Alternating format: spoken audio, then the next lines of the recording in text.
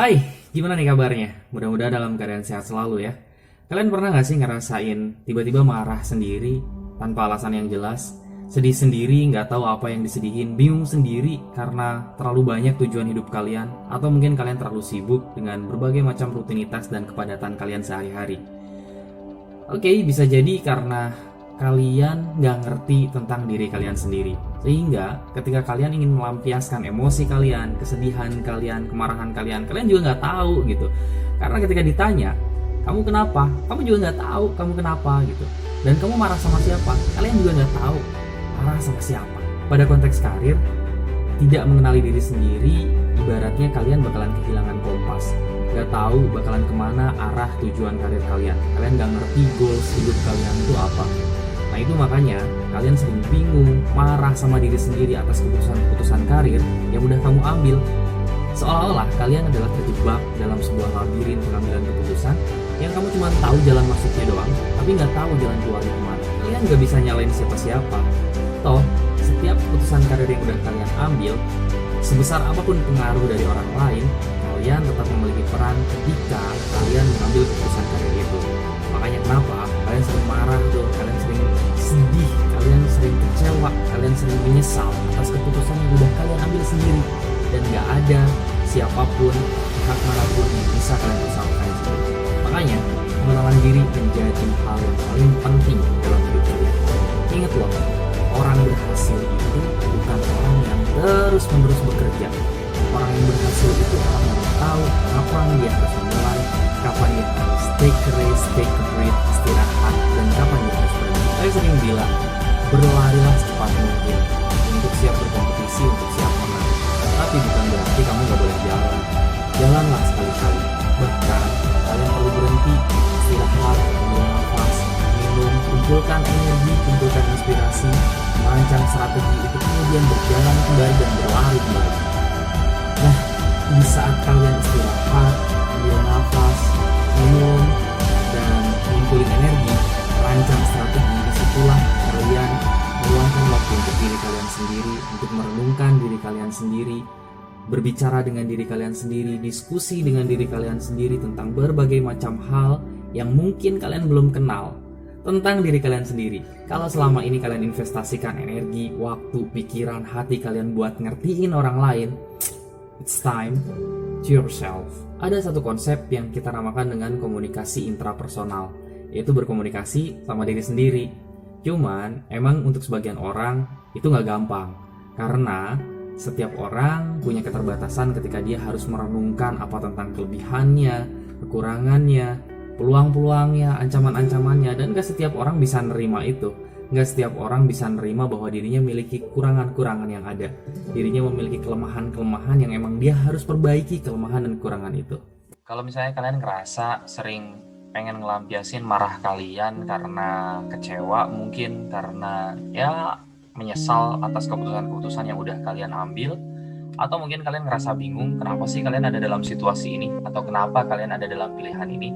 Emang kuncinya adalah kalian harus melakukan komunikasi intrapersonal atau self-talk. Kalian bicara sama diri kalian sendiri, diskusiin sebenarnya kalian tuh siapa, kalian mau ngapain, dan sebagainya. Tapi balik lagi sih, gak setiap orang mudah untuk melakukan itu.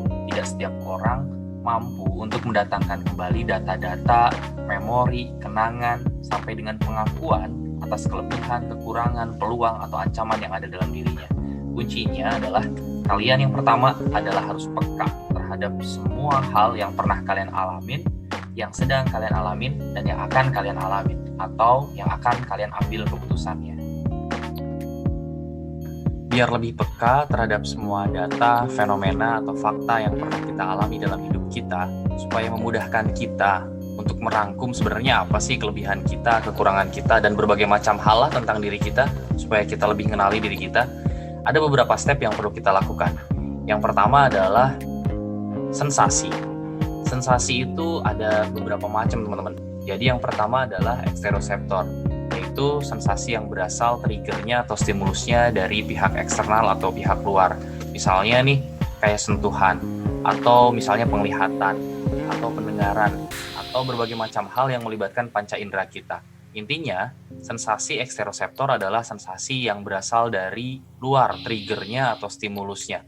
Dari situ sebenarnya kita sudah bisa ambil data-data sebenarnya apa aja sih yang pernah kita alami dari apa yang pernah kita lihat, apa yang pernah kita rasakan dari apa yang pernah kita sentuh, apa yang pernah kita dengar dari ucapan-ucapan orang lain dan sebagainya.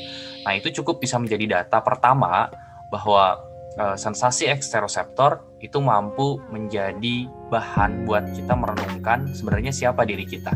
Dan yang kedua adalah sensasi interoseptor atau sensasi yang berasal dari dalam diri kita sendiri. Efeknya macam-macam nih. Ada yang bisa emosi, takut, cemas, bingung.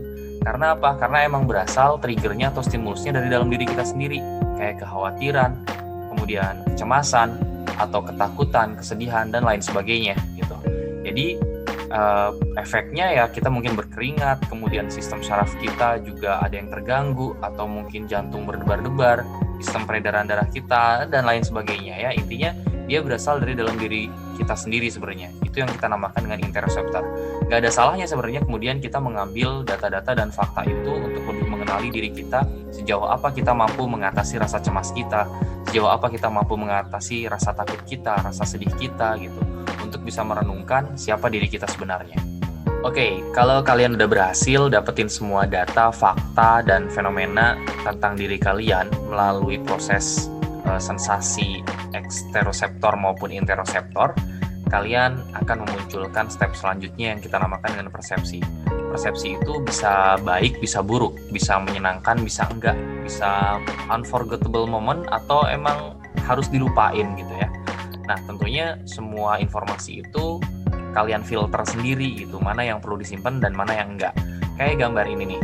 Jadi, mulai dari data-data atau sensory input yang masuk ke kalian, yang masuk dalam memori kalian filter tuh di situ gitu. Semua hal yang tidak baik, yang enggak menyenangkan, yang enggak mengasihkan buat kalian buang, enggak kalian simpen gitu.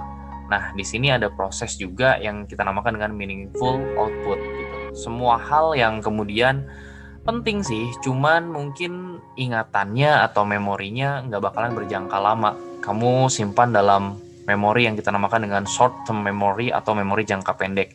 Dan itu berpotensi loh untuk kemudian terlupakan begitu aja.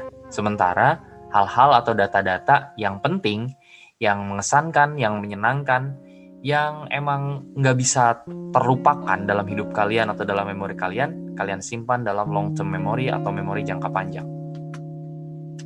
Ibaratnya flash disk nih, semua data-data atau cache atau file yang nggak berguna tentunya langsung kalian delete kan. Sementara untuk data-data yang mungkin sifatnya sementara nih pentingnya nih gitu, karena mungkin bakalan kamu olah lagi, bakalan kamu edit lagi, kamu simpan dulu di flash disk untuk kemudian kamu simpan dalam storage yang lebih permanen gitu ya, karena flash disk emang kapasitasnya terbatas juga kan gitu. Nah, di sini flash disk ibaratnya short term memory tuh, atau memori jangka pendek. Lagi-lagi ya saya ingetin ya, jadi bisa aja suatu saat data-data itu atau memori atau kenangan itu bisa hilang. Nah, kayak tadi nih, data-data atau fakta tentang diri kalian, entah itu kelebihan atau kelemahan gitu.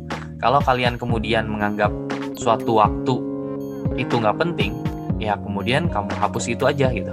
Atau mungkin ada upgrade tuh dari data, dari kelebihannya yang kalian milikin gitu, potensi-potensi atau kelemahan, udah kalian perbaiki semuanya, udah kalian upgrade.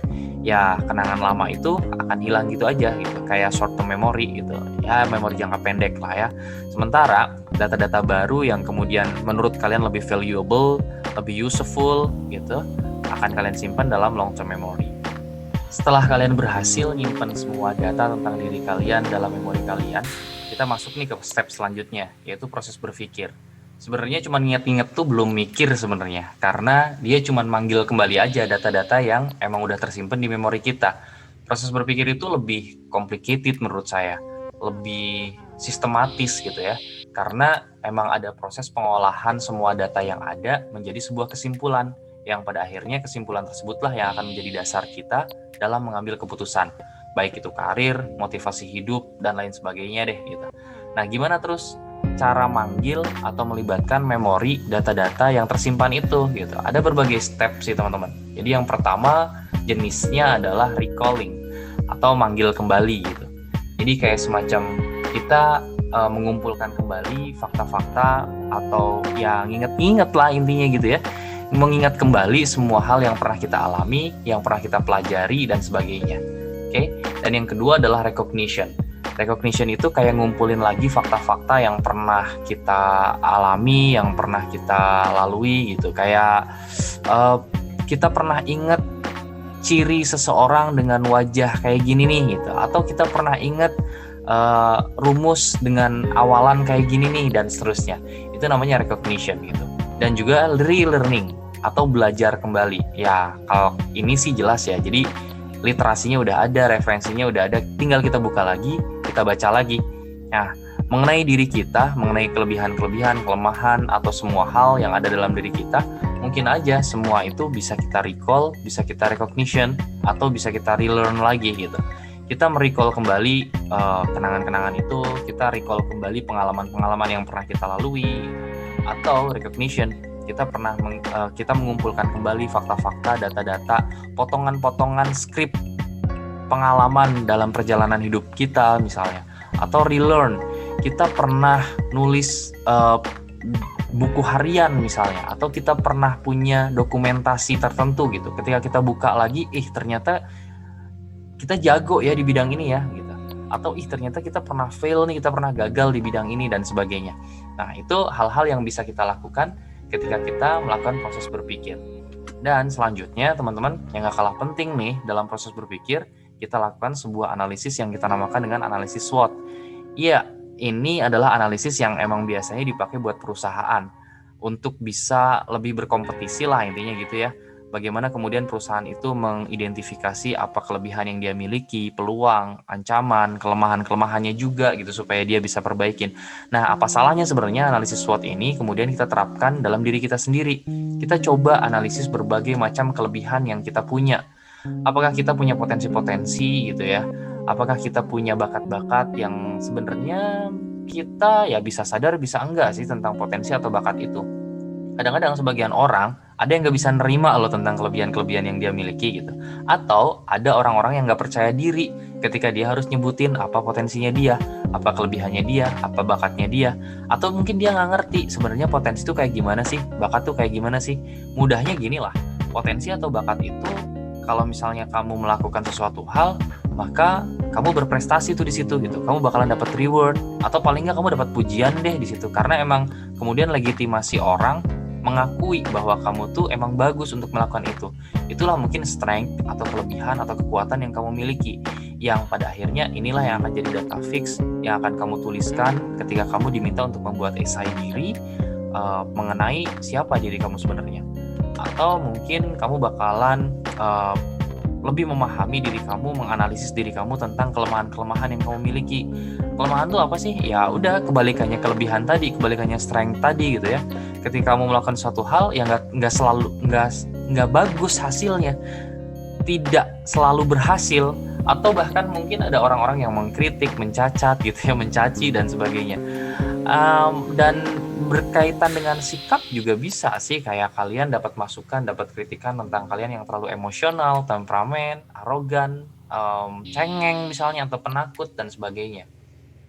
Dan selanjutnya kalian juga bisa menganalisis tentang berbagai macam opportunity atau peluang-peluang yang ada dalam hidup kalian. Banyak orang yang bingung nih, gimana sih ngidentifikasi peluang yang kita miliki gitu. Banyak banget teman-teman. Jadi peluang itu bisa berasal dari dalam diri sendiri atau dari orang lain, berasal dari keluarga terdekat atau dari kenalan atau networking jejaring yang kita bangun gitu. Contohnya nih ya, peluang yang kita miliki berasal dari orang yang baru kita kenal. Ternyata dia adalah direksi sebuah perusahaan misalnya, atau misalnya kita punya teman yang emang punya company di situ, yang punya perusahaan di situ. Menurut saya itu adalah sebuah peluang begitu. Atau mungkin dari sisi geografis nih, kamu terletak berdomisili di satu kawasan yang emang potensial banget kamu bisa berkarir di perusahaan yang ada di domisili kamu misalnya. Itu juga sebuah peluang. Kenalan-kenalan yang dimiliki sama orang tua kamu misalnya, itu juga peluang. Tentunya sih ya, nggak kemudian ada unsur-unsur nepotisme di dalamnya, jelas enggak lah ya. Yang jelas bagaimanapun kita tetap menyebutnya itu sebagai opportunities. semua jejaring, semua networking yang kita miliki itu adalah uh, peluang yang kita miliki juga gitu.